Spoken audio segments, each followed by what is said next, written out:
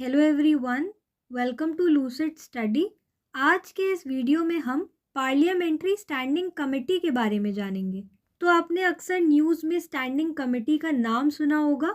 आज इन्हें समझते हैं कि इनके क्या फंक्शंस और ऑब्जेक्टिव्स हैं और इन्हें क्यों बनाया जाता है। सबसे पहले पार्लियामेंट्री कमेटीज दो प्रकार की होती हैं। पहली है स्टैंडिंग कमेटी और दूसरी है एड हॉक कमेटी। पार्लियामेंट में कमेटी क्यों बनाई जाती है और इनकी क्या ज़रूरत है।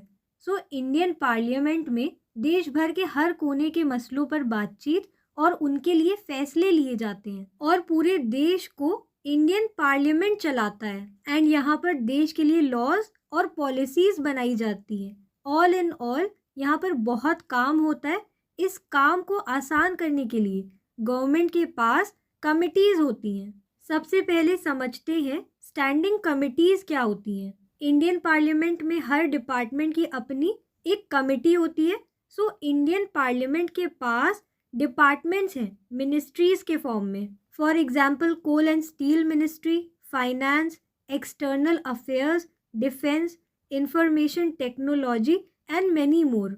इस वीडियो को पॉज करके आप यह सारी मिनिस्ट्रीज के नाम पढ़ सकते हैं। नाउ इन सारी मिनिस्ट्रीज की अपनी स्टैंडिंग कमेटी होती है और इन कमेटी के मेंबर्स कोई और नहीं बल्कि मेंबर ऑफ पार्लियामेंट होते हैं from Lok Sabha and Rajya Sabha. Parliament के दो हाउसेस होते हैं, that are Lok Sabha which is a lower house and Rajya Sabha which is an upper house of parliament. और लोकसभा एंड राज्यसभा के मेंबर्स को कमिटीज अलॉट की जाती है उनको दिए डिपार्टमेंट्स के हिसाब से। और जब लोकसभा एंड राज्यसभा के मेंबर्स को कमेटी अलॉट की जाती है उसके बाद वो इस कमेटी का हिस्सा 1 साल तक रह सकते हैं। इसका मतलब है इन कमिटीज़ के मेंबर्स हर साल अपॉइंट और इलेक्ट किए जाते हैं और इन मेंबर्स को चेयरमैन ऑफ राज्यसभा और स्पीकर ऑफ लोकसभा के द्वारा इलेक्ट किया जाता है। And one important information, unlike Lok Sabha जिसमें स्पीकर हैं, राज्यसभा में चेयरमैन होते हैं और राज्यसभा के chairman vice president of India होते हैं। वहीं हर स्टैंडिंग कमेटी का अपना चेयरमैन होता है जो कि मेंबर ऑफ पार्लियामेंट होता है लोकसभा या राज्यसभा से। ये जो स्टैंडिंग कमेटी है वो परमानेंट बॉडी है जो रेगुलर बेसिस पर काम करती है और इनका काम लॉज एंड पॉलिसीज से रिलेटेड इंक्वायरी करना, सवाल पूछना, एग्जामिन करना और बिजनेस को फैसिलिटेट करना है।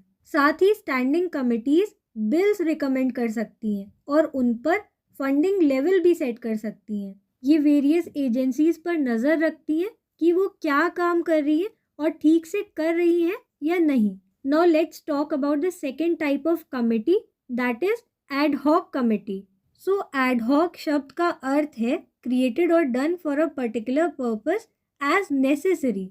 हेंस एड हॉक कमेटी को स्पेसिफिक टास्क के लिए बनाया जाता है और टास्क के कंप्लीशन के बाद इन्हें डिसॉल्व कर दिया जाता है। Ad hoc committees temporary committee होती हैं, वहीं स्टैंडिंग कमेटी परमानेंट कमेटी होती हैं। This was it for this particular video. I hope this video will get you some clarity about parliamentary committees. Thank you for coming this far. Please like and subscribe.